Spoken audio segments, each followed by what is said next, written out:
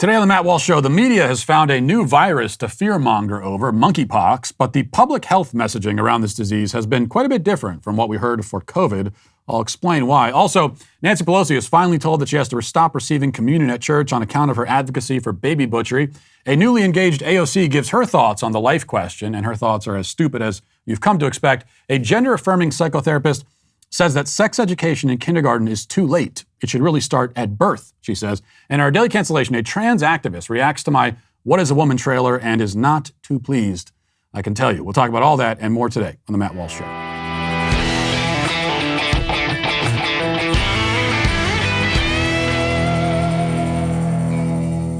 You know, Helix Sleep has a quiz that takes just 2 minutes to complete and matches your body type and sleep preferences to the perfect mattress for you. Why would you buy a mattress made for somebody else? With Helix, you're getting a mattress that you know will be perfect for the way you sleep. Everybody's unique, and Helix knows that, so they have several different mattress models to choose from. They have soft, medium, and firm mattresses. Mattresses great for cooling you down if you sleep hot. Mattresses great for spinal alignment to prevent morning aches and pains. And even a Helix Plus mattress for plus-size sleepers, or as I call them, just a fat guy in a mattress. So if you're looking for a mattress, you take the quiz, you order the mattress that you're matched to, and the mattress comes right to your door, shipped for free. You don't ever need to go to a mattress store ever again. Just go to helixsleep.com/Walsh, take their 2-minute sleep quiz, and they'll match you to a customized mattress that'll give you the best sleep of your life. They have a 10-year warranty, and you get to try it out for 100 nights risk-free. They'll even pick it up for you if you don't love it, but I guarantee you will. Helix even has financing options and flexible payments plans, so a great night's sleep is never far away. For a limited time, Helix is offering up to $350 off all mattress orders and 2 free pillows for our listeners. This is their best offer yet, so hurry over to helixsleep.com/Walsh. There are something like 200 viruses circulating in the human population at any given time, many of them potentially fatal, and that doesn't include all of the other causes of contagious disease like bacterial infections and the other ailments that are not contagious but still deadly like cancers. So if for some reason you're looking for a reason to be paralyzed with fear and anxiety on a Monday, you could pick any of these illnesses at random and just obsess over them if you want to. Or you could wait for the media to select it for you. And if that's your strategy, then you have no doubt already updated your scary disease rankings and you've taken COVID down a notch and you've put monkeypox at the top. Monkeypox, by the way, got its name because it was first detected in a few monkeys back in the 70s. But monkeys are not a major carrier of the virus, according to Scientific American, and they didn't first jump into the human population from monkeys. Actually, rodents are probably the natural reservoir for the disease, which means by all rights it should be called rat pox, which makes it sound even scarier. So it's a kind of a missed opportunity. I think rodent pox or rat pox. But in any case, rat pox, aka monkeypox, has become the disease du jour as the media attempts to stoke panic over the fact that a few dozen people in the world have been diagnosed with it in the last few days, and potentially as many as three, dear God, in the United States have been diagnosed with the disease or potentially have the disease. If you're wondering whether you have monkeypox right now, you should know that it first presents with flu-like symptoms, which is also how you know how COVID presents. So if you have a cough right now or a runny nose, just relax. It's probably not monkeypox. It's probably just COVID. Or, any of the diseases of any of the dozens of other illnesses that cause these exact symptoms. Could be any of those. After about a week, the monkeypox victim will break out into rashes and lesions. And that's when that happens, like if you've had the cough for a week and then you have the lesions, then you can have your official, oh crap, this might be monkeypox moment. The good news is that the disease is not easily transmitted, which is why there was a, quote, outbreak in this country in 2003, and only 70 people were infected. Nobody died. Now, the media is telling us that the disease has a 10% mortality rate, which means that there should have been several deaths during the last outbreak, but what they forget to mention is that the mortality rate is based mostly on cases in Africa, where people die of all kinds of diseases that kill almost nobody in the developed world. You may be wondering why you never heard of the great monkeypox outbreak of 2003.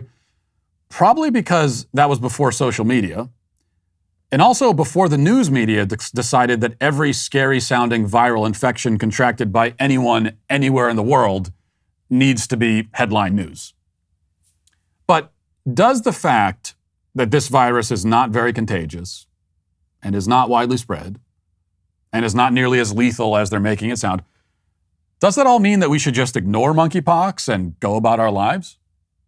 I mean, yes, it does mean that. That's actually basically what it means.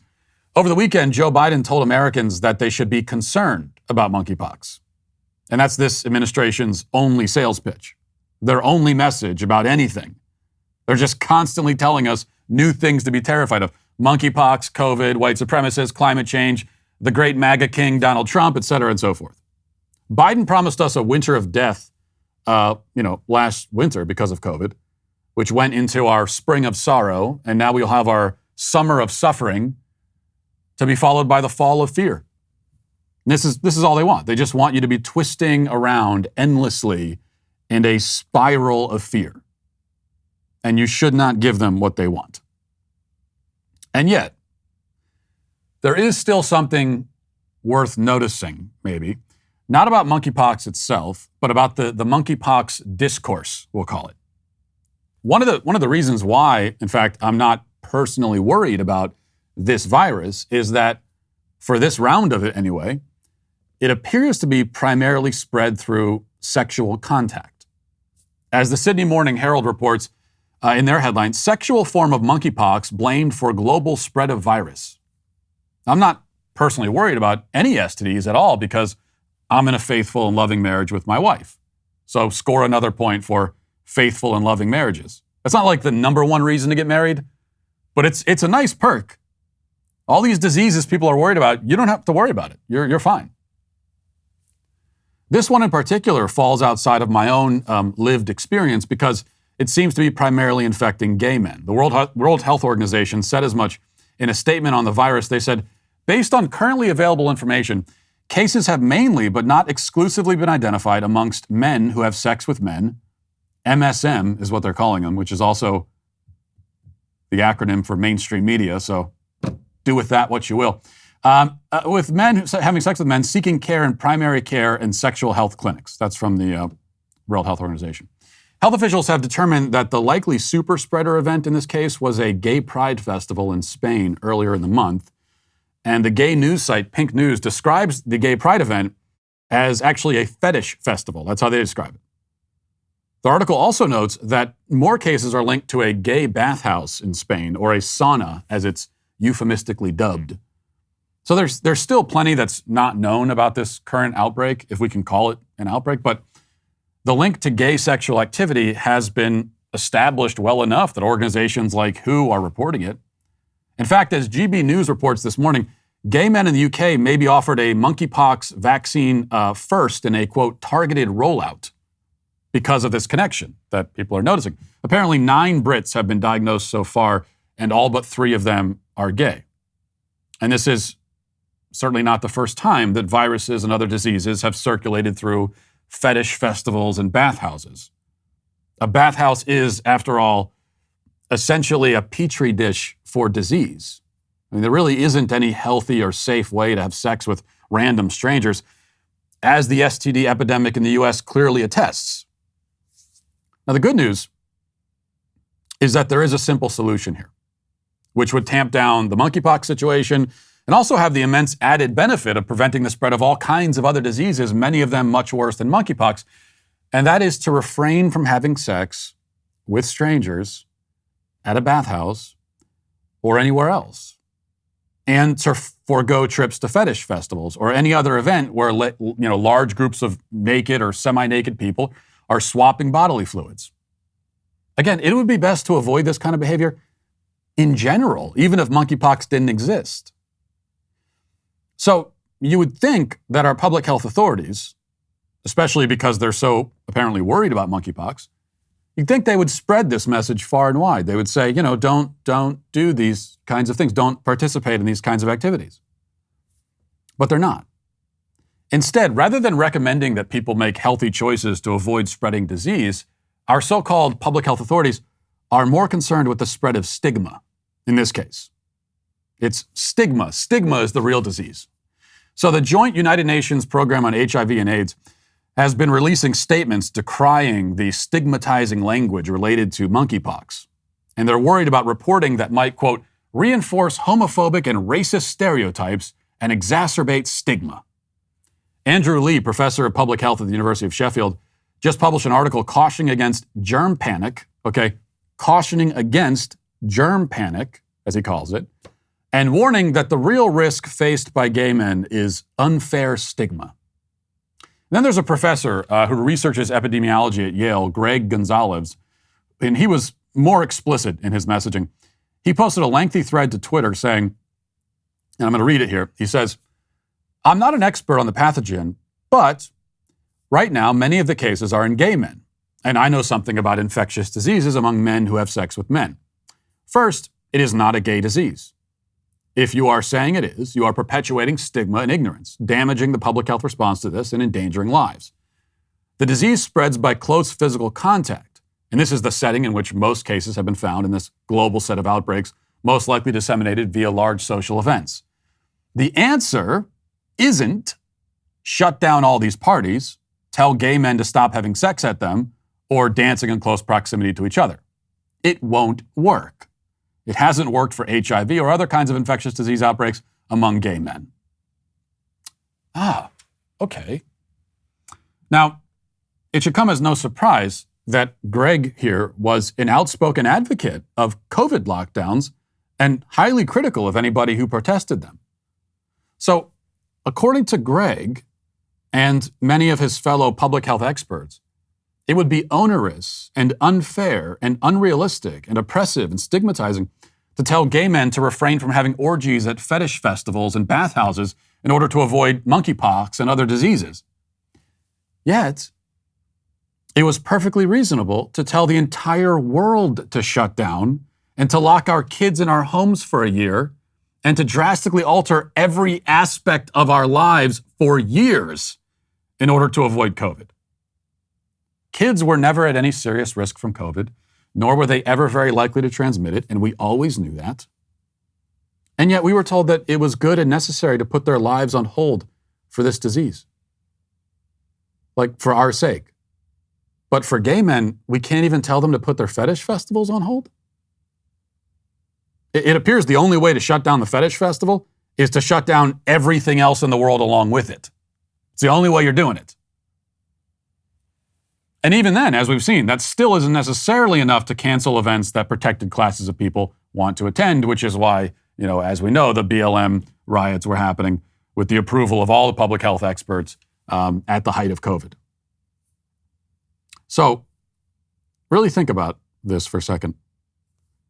Close the schools, don't close the bathhouses. That's the motto here.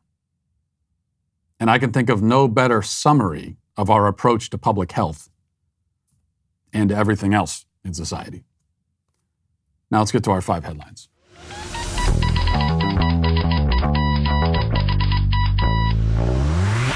Many of us spend more time every day in our office chairs than in our cars or our beds, unfortunately, but you got to make the best of it. And that's why it's so important to invest in the right chair to spend those hours with the right level of support and comfort to get the most productivity out of your day. X-Chair is what you need. It's made my time at my desk not only more productive, but it's honestly my favorite place to sit for any reason. Sounds kind of sad, but okay. Not only does X-Chair's patented dynamic variable lumbar offer the ultimate customized support, but my X-Chair can even give me a massage. It can heat up or cool down. And now, thanks to X-Chair's new armrests, I can even adjust my armrest to the perfect position. All these unique X-Chair features help the hours at my desk fly by in complete comfort. That's why I love my X-Chair. Go to xchairwalsh.com. Right now, that's the letter X Chair, WALSH.com, or call 1-844-4XChair for $100 off your order. X-Chair has a 30-day guarantee of complete comfort, and you can finance your purchase for as little as $30 a month. Again, xchairwalsh.com. All right, so we'll start with this from the Daily Wire. Here's some good news. A little bit of good news here. Daily Wire says the Archbishop of San Francisco has informed Speaker of the House Nancy Pelosi that she is not to receive Holy Communion at Mass over her repeated support of abortion. He says in a statement, "In light of my responsibility as the Archbishop of San Francisco, I am hereby notifying you that you are not to present yourself for Holy Communion, and should you do so, you are not to be admitted to Holy Communion until such time as you publicly repudiate your advocacy for the legitimacy of abortion and confess and receive absolution of this grave sin in the sacrament of penance." Pelosi still, as far as I know, she didn't respond to the Daily Wire with a comment, obviously, but I don't think she's spoken about this publicly at all, because it's puts her in a very difficult position, thankfully, And it's not that the Archbishop put her in a difficult position. She's put herself in this position by at once claiming she's a devout Catholic, but then also supporting abortion. So she's been in this position for decades, and it just took someone in the church in a position of authority to call her out on it, and finally somebody has. Continuing with the statement says, this fundamental moral truth has consequences, the fundamental truth about the dignity of life in the womb. This fundamental moral truth has consequences for Catholics and how they say they live their lives, especially those entrusted with promoting and protecting the public good of society. Pope St. John Paul II was also quite consistent in upholding this constant teaching of the Church and frequently reminded us that those who are directly involved in lawmaking bodies have a grave and clear obligation to oppose any law that attacks human life. And the full statement, it goes on longer than that. And it's worth going and looking up and reading it because it's eloquently stated. And it also states what the Catholic position is here. And it's an example of courage, actual courage on the part of church leadership in the United States. And there has not been a whole lot of that in recent decades. So when you get an example of it, it's worth celebrating. Even if there's also, it's kind of a bittersweet celebration because one of the reasons you're celebrating is that this is so rare. Like Nancy Pelosi should have been publicly told years ago that she can't receive communion, and this should be every bishop in every diocese should be saying this to anyone in a public position who supports abortion. But of course, the media, they're not happy about this. There's a article in the San Francisco Examiner, which this is the argument they're putting forward. They're saying, in open defiance of Pope Francis, San Francisco Archbishop Salvatore Cordileone on Friday banned House Speaker Nancy Pelosi from taking Holy Communion here in her home diocese. The reason? Her strong support of women's abortion rights. His decree was guaranteed to provoke deep chagrin among San Francisco Catholics and non-Catholics alike. And then the article goes on to claim that this is in contradiction of Pope Francis. Another thing we're hearing from the media a lot, actually, is that the Archbishop in San Francisco is rebelling against Pope Francis because Pope Francis has said allegedly that pro-abortion politicians should be able to receive the Eucharist, and that's not true at all. That's actually not what Pope Francis has said. And if he had said that, I'd be willing to admit it and call him out for it and denounce it because Pope Francis has unfortunately said a lot of things that he shouldn't say and are not consistent with Catholic teaching, but that's not one of them. And also it's funny to me when you see these leftists, many of whom are not Catholic, pretending to care about the hierarchy in the church, pretending to be offended that an archbishop allegedly is contradicting Pope Francis. This is not the hierarchy. You should respect the Pope. Since when do you care about that? And by the way, if you do care about the hierarchical structure of the church and who has power to make what declarations, well, the archbishop has the authority to do this.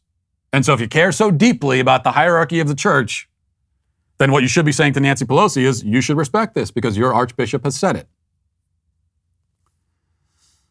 I also think it's funny in this article when they say it's provoked deep chagrin among Catholics and non-Catholics alike. First of all, let me say, if you're not a Catholic, your opinion about this is completely irrelevant. And the reason why it's irrelevant is because this is about the Catholic faith, the doctrines of the Catholic Church. And a lot of this rests on, of course, the moral doctrines of the Catholic Church, which are very clear on abortion and have always been. Like, there's no debate about this. There never has been any debate about it. It is a moral teaching of the Church that human life begins in the womb, that human life in the womb has intrinsic value and dignity, and to kill that life is a deep, grave moral crime. Okay, so this is why it doesn't even make any sense to be a pro-abortion Catholic, because the only way to be a pro-abortion Catholic is to reject the moral authority of the Church. There's no other way to do it. You can't cling on to your support for abortion while also clinging to the moral authority of the church. It's one or the other. These are mutually exclusive things here. And if you believe that the church doesn't have moral authority, well, fine, you're allowed to believe that. Given that we don't actually live in a Catholic theocracy, even if it were otherwise, if I had to say in it, but I don't, because my theocratic regime has not yet taken over. So we're not living in a theocracy. So you can have that opinion that the church doesn't have any moral authority, but then you can't be Catholic.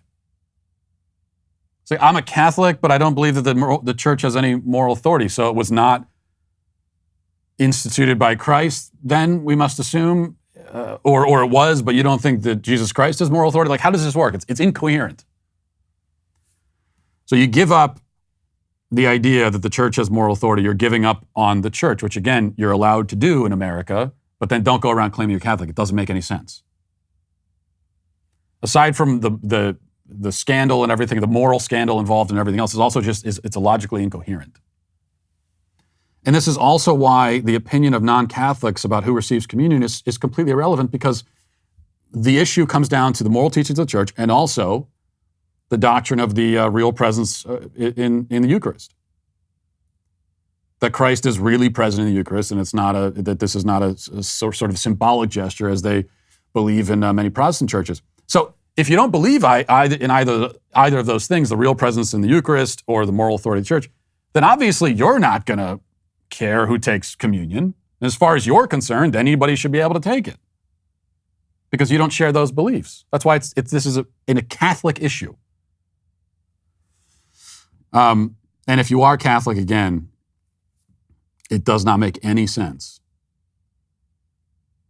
to support abortion as a Catholic or to say that pro-abortion politicians should be able to receive the Eucharist. And the reason why you do this is because you want the Catholic Church and the Catholic faith to work like you want everything else in life to work. You want it all to be sort of your plaything and everything to be relative to your own desires and feelings. You don't really want to be a Catholic. You want to have you've created your own religion, your religion of the self for yourself as a leftist, but you want to put a little bit of Catholic dressing over top of it. It's like you want to take the priestly robes and just kind of drape them over top your self-worshiping religion. Moving on, AOC also had some thoughts on abortion that she shared, and not much more coherent than Nancy Pelosi's thoughts on the subject, but let's listen to that. For people who say, oh, but you're harming a life. I believe this is life. Well, some religions don't. So how about that? Our Jewish brothers and sisters, they are able to have an abortion according to their faith. There are so many faiths that do not have the same definition of life as fundamentalist Christians. And so what about their rights? What about their right to exercise their faith? It's ridiculous. And it is theocratic. It's authoritarian. It is wrong. Once again, what's the rule here that we've talked about is when religion is introduced to the topic of abortion, it's almost always a leftist introducing it.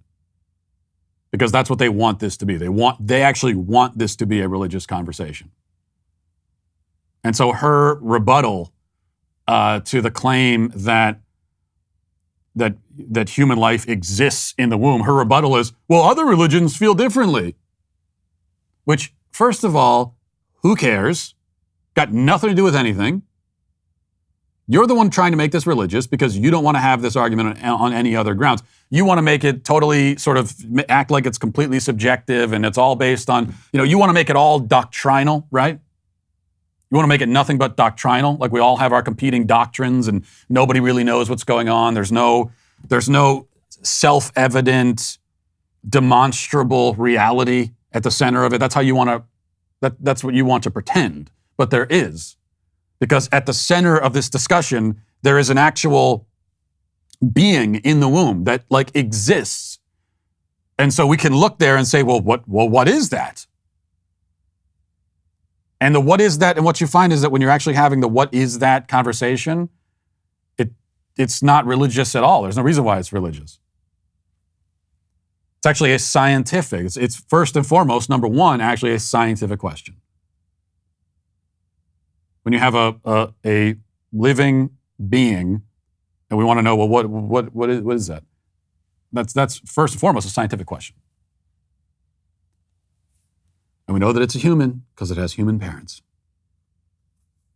And we know that it's living because it's growing and developing. Non-living things don't do that. A non-living inanimate object isn't, you could have this table here, right?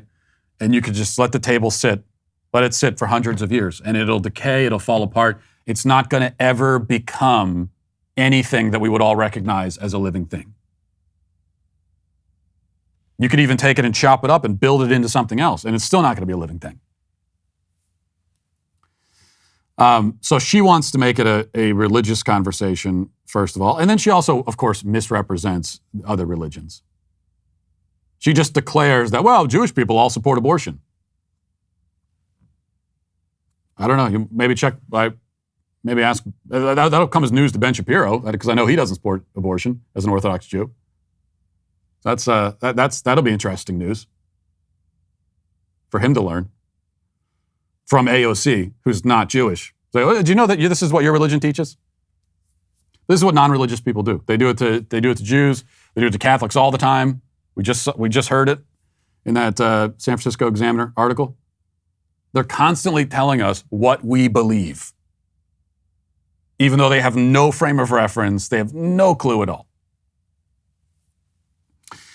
All right, but we should say, actually, congratulations anyway to AOC, because she did just get engaged. I would be remiss if I didn't mention she got engaged to her longtime boyfriend, and she was bragging about the fact that she has a zero emissions diamond that was given to her as her engagement ring, because that's important to her. And she probably did ask that. Like, whatever the scenario was when Riley, her boyfriend, I think that's his name, proposed, pulls the ring out. Before she even said yes, I could totally imagine the first thing she asked, is that zero emissions? And then he said, yeah. Well, then yes, let's get married. But his answer saying it's zero emissions, of course, that doesn't mean anything. Because how can you have a zero emissions diamond? What does that even mean? I assume what you're trying to say is that it was made like it was manufactured like in a laboratory. They didn't dig it out of a mine. And so you're saying there's zero emissions.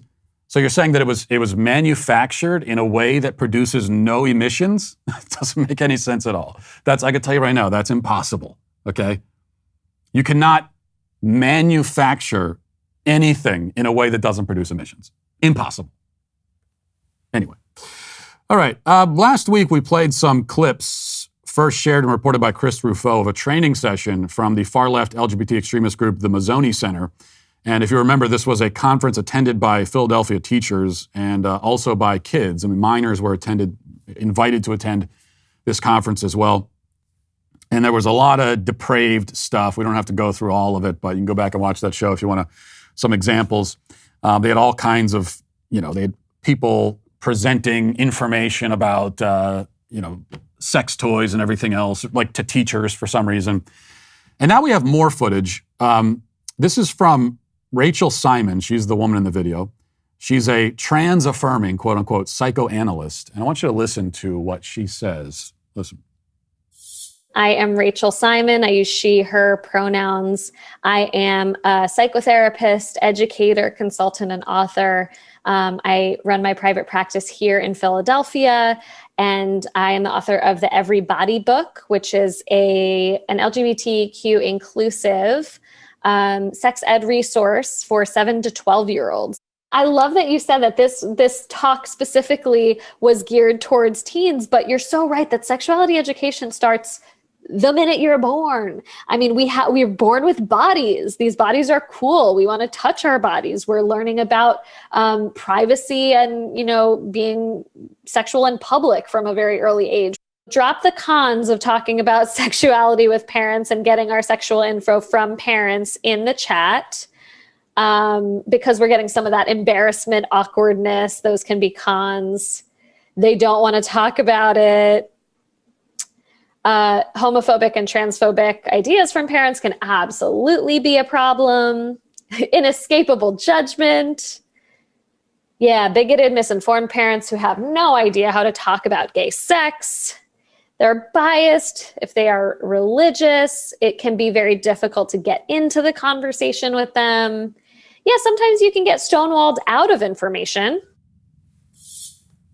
So, psychotherapist there. Sorry, I misgendered her as a psychoanalyst. She's a psychotherapist.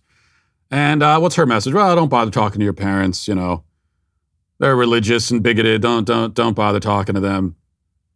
But sexuality education begins at birth, she says.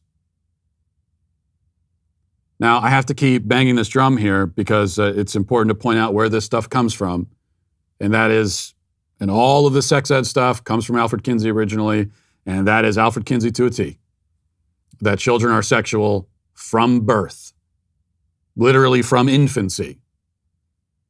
And as you're familiar with, if you listen to the show, and we've talked about before some of the horrific details around that pervert's life, he actually tried to prove through sexual experiments on young babies that babies are, quote, sexual from birth. So sexual from birth. So we're going to do sexuality education for infants now, I guess.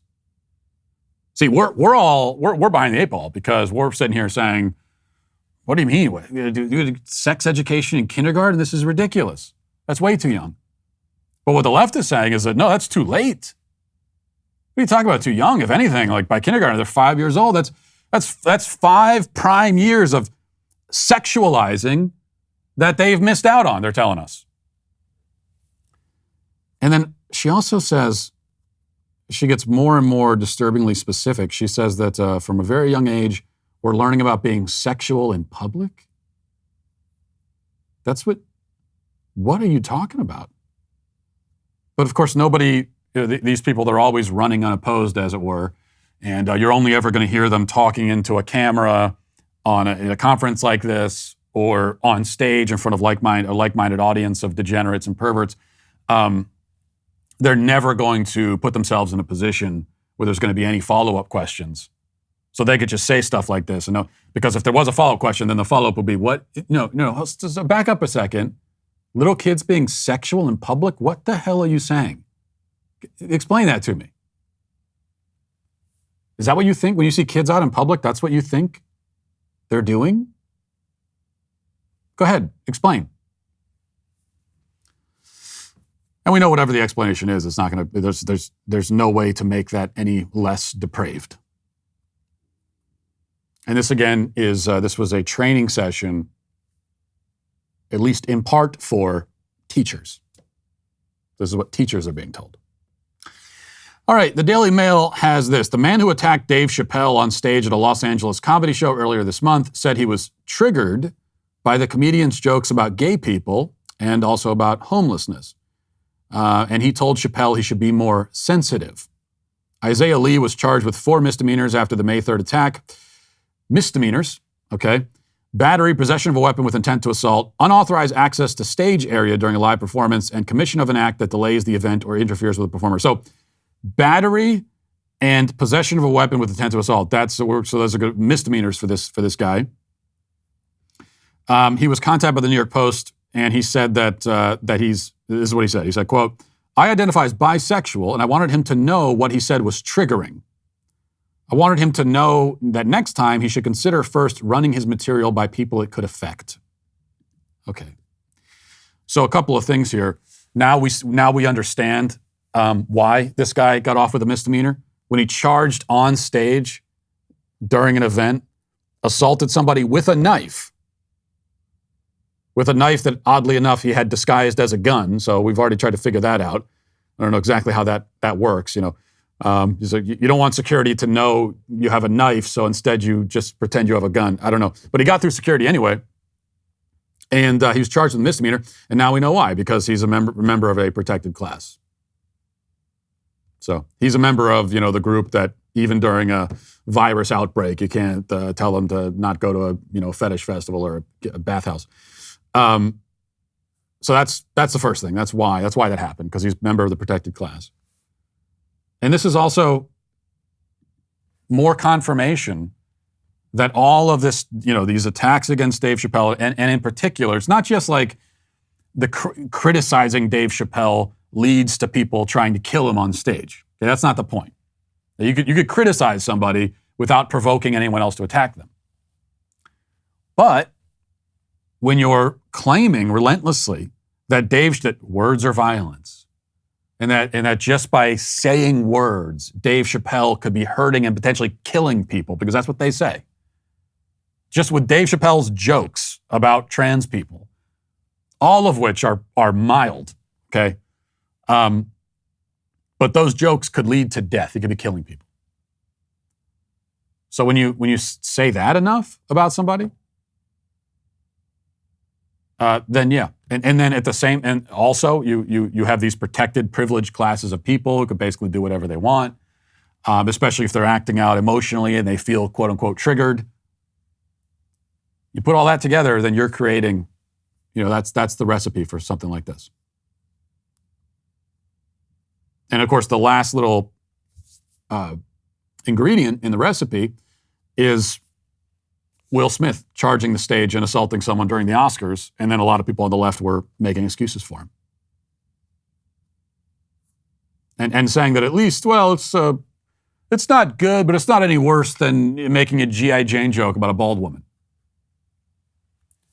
So you add all those things together, and this is what happens. Now, it's interesting that the assailant here says that the reason he did it is he wants Dave Chappelle to be too afraid next time to make jokes like this.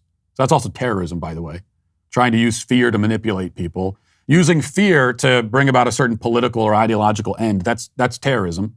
So he should be brought up not on a misdemeanor, but on terrorism charges. Like if you really cared about stopping this from happening in the future, that's what you would do. But they don't want to stop this from happening in the future. They agree with him. That is the message to Dave Chappelle from his assailant and from the media and the left as well. Oh, you didn't like getting assaulted by a guy with a knife in the middle of a performance? Well, just don't make jokes about us. That's all. Make jokes about everybody else, but just not us, because we're special. Finally, this is from the Jerusalem Post. It says, a scientist may have pinpointed the origin of the WOW signal, the most famous alien radio broadcast in history, making it an ideal candidate for future research and observations in the search for extraterrestrial intelligence. The study, which was published in the peer review academic periodical, the International Journal of Astrobiology, suggests that the famous signal could very well have come from a star located in the Sagittarius constellation that is similar to our own. The WOW signal is easily the most famous and enduring extraterrestrial radio transmission to Earth in history. To this day, it's the strongest candidate for a genuine radio transmission from an intelligent source. The signal itself, and you know what, never mind, because you guys don't care about this, do you? Like, I'm just sitting here reading this. Nobody cares. Nobody cares about the space and alien stuff. It's just me. Why do I even bother? I'm going to go cry. I'm going to go lock myself in the bathroom now and cry after the show, because we got to get to our comment section right now. Daily cancellations are the law and order of the day. We the sweet baby gang. Marley says, my brother's biology teacher is refusing to say male or female and instead describes the body parts one has. My brother watches your show and emailed and spoke to the teacher about how wrong it was. Thank you for being such a great role model. Well, thank you to your brother, because this is it's really sad, to put it, lightly, that kids in school have to be put in this position where they have to correct their biology teachers on basic human biology. But that's exactly what needs to happen. And so it's good that your brother did that, and hopefully your parents are encouraging it. Because I can tell you, even when I went to school, going to public school, this was, public schools were bastions of sanity when I went, compared to now anyway. But even back then, they were bad by their own standards. And this is one thing that my parents used to tell me. It's like, respect your teachers, okay? Respect your elders. But if you're being lied to, and they're saying things that are not true, and they're lying to you, then you should speak up. And if you get in trouble at home, if you get in trouble at school, you will not be in trouble at home for that. So that's great from your brother. Donald says, the Musk accusation isn't a she said situation. It's a they said, she said, she said, she said. Yeah, you're right, actually. It's we're being told by the media that they were told by a woman who was told by another woman who claims that she was sexually harassed by Elon Musk. So yeah, there's like 4 or 5 degrees of separation there. Aaron says, Matt, I'm new to your show this week and finding your logic and insight refreshing. I also recognize that the subjects you dive into are extremely dark and troubling, to say the least. Without intending to sound cliche or silly, I will purpose to pray for your strength and peace. Thanks for your boldness to fight and inspiring others to take a stand as we're intended to do. Well, I appreciate your prayers. I don't complain about it. I don't mention this too much because I don't want it to come off as overly dramatic and being traumatized, but in my own small little way, being totally immersed in this kind of stuff every day does take a little bit of a toll on you. So I appreciate your prayers. And, especially because I want to break up all of the deep, dark, depressing stuff by talking about space and aliens, but I can't even do that because I get made fun of. So that just makes the trauma even worse. Samantha says, absolute fun sponges, Karen Jean pair makes me laugh out loud every time I hear it. Well, thank you, Samantha. So you and I, at least, can have fun with that. Let's see. And finally, Tony says, can't help but notice Matt has gone quiet about his interpretive dance promise. The numbers are almost there. I have a feeling after June 1st, it will reach 1 million. I don't know what promise you're talking about. I don't remember. Because I had COVID. So it supposedly affects your memory, right? So I'll go with that. I have long COVID. So I can't remember anything that I said prior to right now. So unfortunately. If you follow the Daily Wire for any amount of time, you know that we're fixated on the truth, whether it's our journalists exposing the cover-up of a sexual assault in Virginia schools or hosts like myself just trying to get a straight answer to a simple question like, what is a woman, as I do in my documentary Of That Name out on June 1st. Well, over the last few months, our very own Candace Owens has been digging into the $90 million bag of abject lies that is Black Lives Matter, and she's come up with her hands full, I can tell you that. Her Daily Wire original, The Greatest Lie Ever Told, George Floyd and the Rise of BLM, is on its way, and it's going to be pure kryptonite. We had planned to release it this week, but as you can imagine, when you start a documentary, you never fully know where the facts will lead. What Candace has uncovered on this journey is going to blow some people's minds, so we're going to take some time to finalize the film and make sure every last damning detail sees the light of day. Believe me, it'll be worth the wait. Now let's get to our daily cancellation.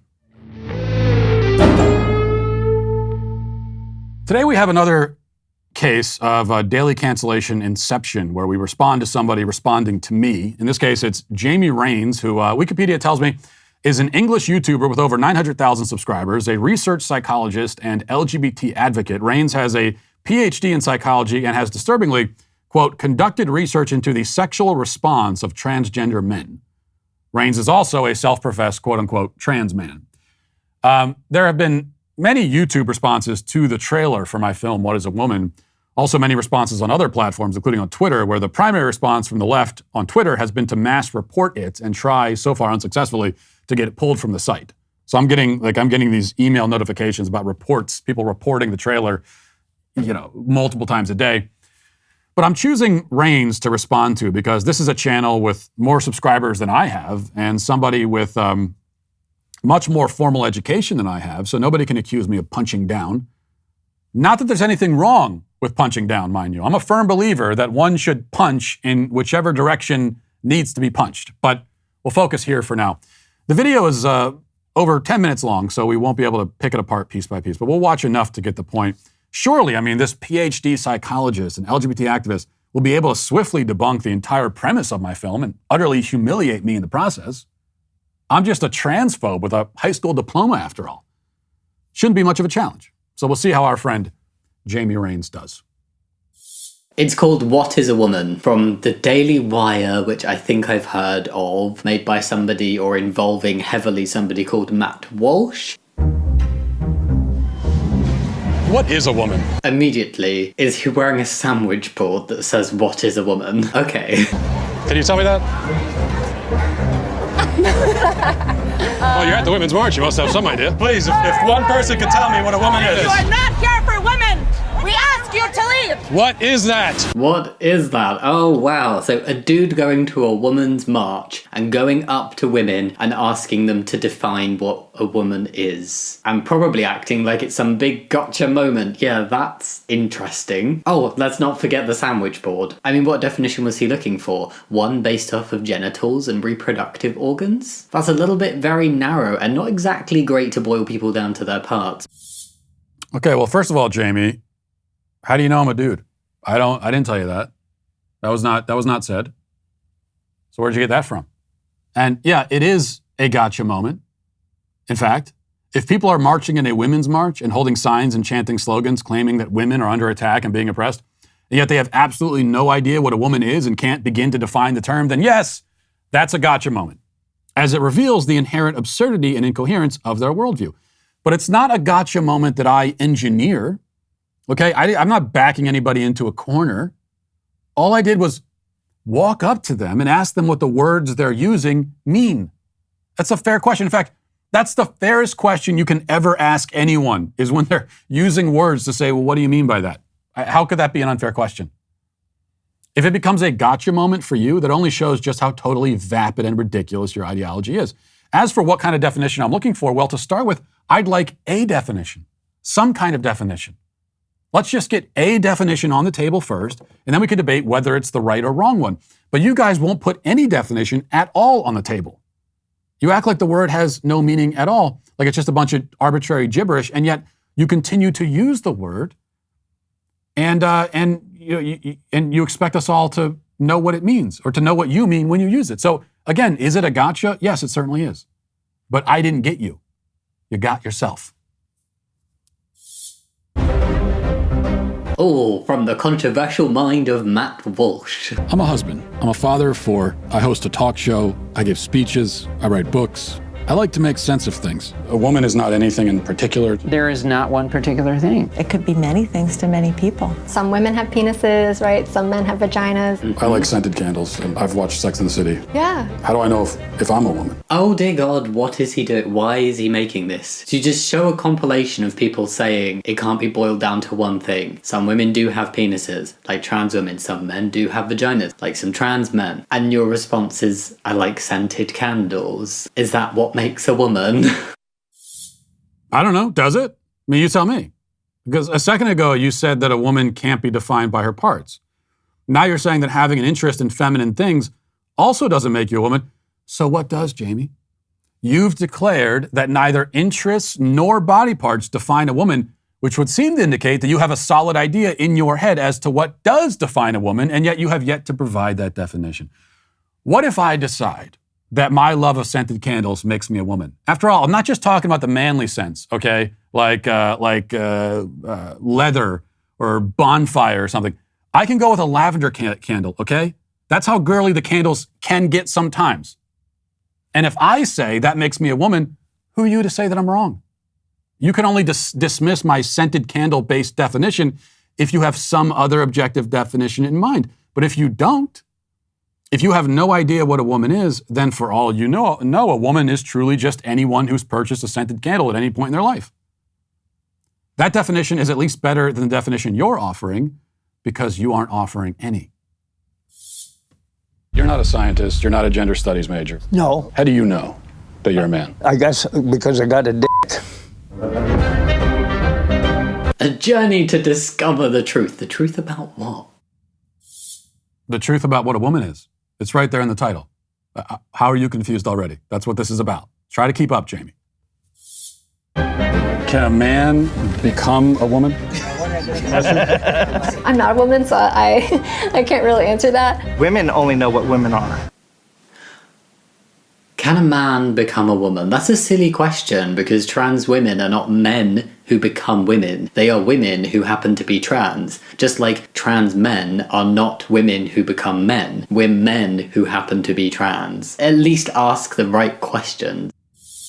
Well, this is shocking. I'm appalled. Jamie, are you suggesting that gender is not fluid? Like 90% of people on TikTok identify as gender fluid. Do they not exist? Does TikTok not exist? Are you saying their identities are not valid? Are you marginalizing gender fluid people? Because in fact, according to your worldview, a man can absolutely become a woman. An individual could identify as a man one day and a woman the next. So in fact, an individual could identify as a man 1 minute and a woman the next. And each of those identities are valid and true, right? Isn't that what you think? If you are whatever you identify as, and you identify as a woman after having identified as a man, that would mean that you became a woman. You were one thing, and now you're another. So you became the other. Unless gender fluidity is false. Is that what you believe? You're a fluid phobe? Duly noted, Jamie.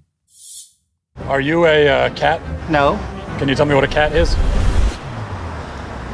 Do you want to tell us what a woman is? Yes. I mean, I don't know if this is lovely editing or if this is actually how it went down, but ask somebody to define an animal. Yeah, that really makes sense. Asking someone to define an animal that has nothing to do with the human concept and language of gender and sex is really not the clever move he thinks it is. I could bring up the example when a well-known transphobe tried to define a chair, and then multiple people pointed out to him that that definition could also work for horses. So well done, a horse is now a chair, apparently. No, see, you're confused again. The point of the cat question was not to quiz that person about the definition of a cat. The point was to respond to the claim that only women can know what women are. And first of all, as I discovered at the Women's March, that's not true because lots of women don't know what women are. And second, you can absolutely know what something is without being that thing. Everybody knows what a cat is, and yet none of us are cats. I also know what a Chinese person is, despite not being Chinese. I know what planets and sandwiches and mice and trees and Mark Wahlberg is, despite the fact that I'm not any of those things. I even know what a chair is. That's not a hard question. That's a seat built for one person, usually with 4 legs and a back. There you go. That's a chair. That definition would not apply to horses because horses aren't built, okay? Let's keep going. I'm a biological woman that medically transitioned to appear like a male. I will never be a man. Oh.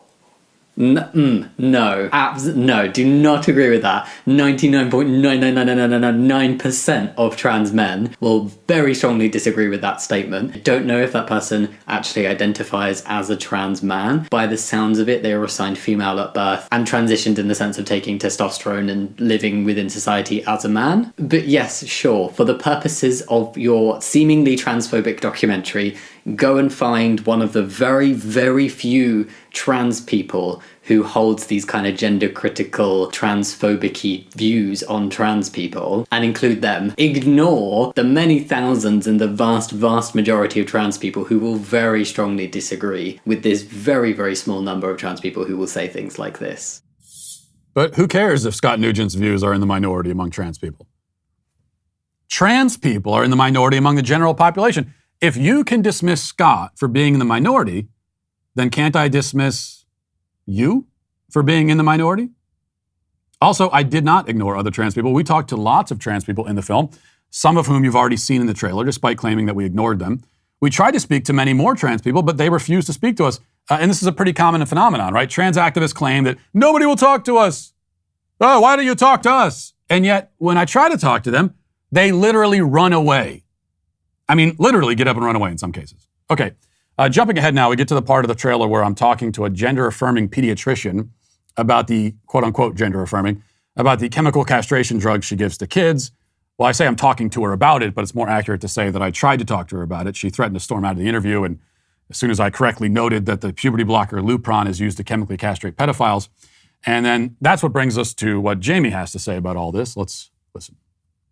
Puberty blockers have actually been used in cis kids with precocious puberty for a very long time. Decades as well, decades. Precocious puberty being when puberty starts too early, so they use puberty blockers to hold it off a bit till the child is a more appropriate age. There has never been a fuss over cis kids with early puberty having access to puberty blockers in the same way that there has been a fuss over trans kids. They're the same drugs, they're used in the same way to hold off puberty until a child is ready to go through puberty. No one ever gave a shit about puberty blockers until it became widely known that they were used to help trans kids. Okay, Jamie, lean in close here so you can hear this. I want you to hear it. So pay close attention. Precocious puberty is a physical condition. It's an ailment, often caused by tumors on the ovaries or adrenal glands, or by problems with the nervous system or genetic syndromes. Precocious puberty happens when a child's body is doing what it is not supposed to do naturally. That's why we call it precocious, meaning it's happening earlier than it's supposed to. There are also direct physical consequences to not treating precocious puberty, such as the potential for stunted growth and other problems. But puberty blockers for, quote, trans kids are used to treat, quote unquote, puberty that is not precocious. There's no physical problem. Puberty is happening exactly when it's supposed to. So on the one hand, we have puberty blockers used to treat early puberty in children with a physical health condition. And on the other, we have puberty blockers used to stave off normal puberty in children with no relevant physical health condition. It's very similar to the difference between top surgery for physically healthy girls and a double mastectomy for someone with breast cancer. And you don't see a difference in these two scenarios? The difference is that they are literally opposites of each other. That's the difference. I know it might be a little too subtle for you PhDs, not the most perceptive bunch, I've learned. Is it transphobic to tell the truth? The interview's over. Let's turn off the cameras. Excuse me, They're fair. I just wanted to know, what is a woman? and you're not going to find out. Based on what I'm saying, would you ever want to move to America? They say no, never.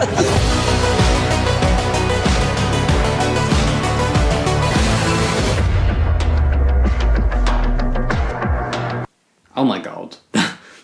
Oh my God. Honestly, that felt like a hot mess and was just filled with all of the transphobic dog whistles and transphobia that was thinly veiled as caring about children. Truth is, these people, the people with these views and the transphobic views and making films like this, will not have had any concern for the cis kids receiving the exact same treatment, and I'm not saying they should have. What I'm pointing out is that they all of a sudden have concern and are pouring money and resources into making stuff like this to just on an incredibly discriminated against community within society. Why? It doesn't make sense to me. There's just a lot of fear-mongering going around, there's a lot of misinformation, there's a lot of half-truths, there's a lot of dog whistles, and there's a lot of people buying into it. When in reality, trans people, we just want to live our lives, okay? Trans kids deserve access to trans-affirming healthcare, which again, just reminding you, a majority of which is purely just social. And then the other little bit is puberty blockers. So a lot to parse through here, but I couldn't help but note, Jamie, that you never said anything specifically about the African tribe. I mean, they were literally laughing at the very idea of transgenderism, and they had a lot more to say, which you'll see in the film when it comes out on June 1st. But you seemed to let them off the hook. You called Scott Nugent a transphobe and me a transphobe, but you seemed somehow reluctant to call out the bigotry of that group of Africans that I spoke to. Which is kind of interesting. As for your claim at the end that most trans-affirming healthcare, quote unquote, for kids is social and the rest is puberty blockers, well, you're lying. As you know, kids are getting surgery as young as 14 or even younger potentially. They're chopping the breasts off of minors. That's part of the trans-affirming healthcare that you seem to want to skate around. The puberty blockers we've already covered, they're not reversible, they're not safe, and these are indeed the exact same drugs they use to chemically castrate convicted pedophiles. The social transition that you talk about is designed to, and almost always has the effect of, putting kids on the path to medical transition a little further down the line, as you also know. So the distinction between social and medical transition for kids is misleading at best. But no surprise there, as a trans activist, misleading people is what you do best. Speaking of which, I noticed something else, Jamie. You just gave a whole 10-minute response, and yet you never did actually respond to the question. Kind of curious. Your response could have been 15 seconds. You could have invalidated and debunked the whole film, humiliated me, and scored a major victory against transphobia simply by providing a definition of woman that's coherent and consistent with gender ideology. But you didn't. Is that because you're polite? So polite that you'll repeatedly accuse me of bigotry and call the film a hot mess, but not provide the one thing that would actually debunk the central premise of the film? Is it politeness, or are you sitting on a gigantic house of cards and you know it, and you know I know it, but you don't want anyone else to know it? Well, I guess that's just another question that I'm asking, even though I already know the answer. And that's why you're canceled. And that'll do it for us today. Thanks for watching. Thanks for listening. Have a great day. Godspeed.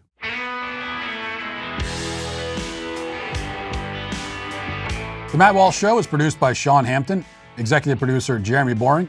Our supervising producer is Mathis Glover, production manager Pavel Vodowski. Our associate producer is McKenna Waters. The show is edited by Robbie Dantzler. Our audio is mixed by Mike Coromina, and hair and makeup is done by Cherokee Hart. The Matt Walsh Show is a Daily Wire production, copyright Daily Wire 2022. A new pandemic drops just in time for the midterms. The Archbishop of San Francisco denies communion to Nancy Pelosi, and Hispanics flee from the Democrats' sinking ship. Check it out on The Michael Knowles Show.